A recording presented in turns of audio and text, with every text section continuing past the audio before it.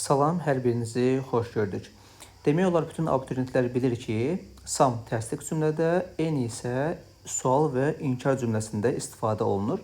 Amma bu videoda görəcəksiniz ki, bunun əksi də mümkündür ki, bunu bütün abituriyentlər bilməlidir.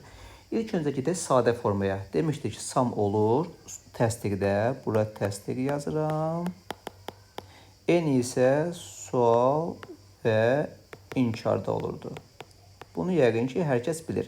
Misal deyirsən ki, I have some books. Gördüyünüz kimi some oldu təsdiq cümlədə.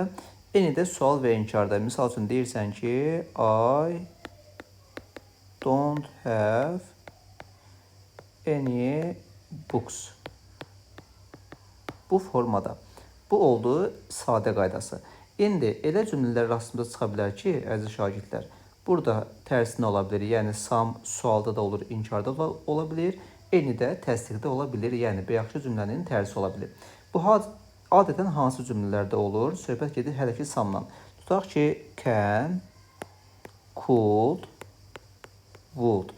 Əsasən bu tip cümlələrdə sam sualda ola bilir. Misal üçün deyirsən ki, can you give me some tea? Sən mənə biraz çay verə bilərsən? Planşetdə yazdığımız üçün xəttim biraz qəribə ola bilər. Gördüyünüz kimi some oldu sual cümləsində. İnkarda da ola bilər. Necə ola bilər? Bu formada yazaq. Some people don't like tea. Bəzi insanlar çayı sevmir. Bu deməli, some bəziləri mənasında inkar cümlədə ola bilir. Can, would, could bu tipli cümlələrdə sualda da ola bilir. Deməli, bu belə. Bəs demişdik ki, any normalda işlənir sual və inkar cümlədə, amma təsdiqdə də ola bilir.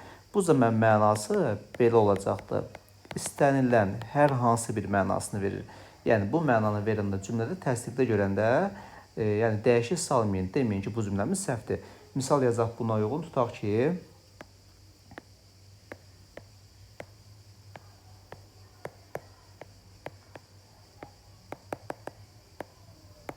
I can help you anytime. Mən sənə istənilən vaxt, yəni hər hansı bir zamanda kömək edə bilərəm. Gördüyünüz kimi bu cümlədə də təsdiqdə ola bildi. Belə əziz abituriyentlər, ümid edirəm ki, faydalı oldu. Faydalı oldusa, yoldaşlarınızla paylaşmağı, kanala abunə olmağı unutmayın. Hər birinizə uğurlar olsun.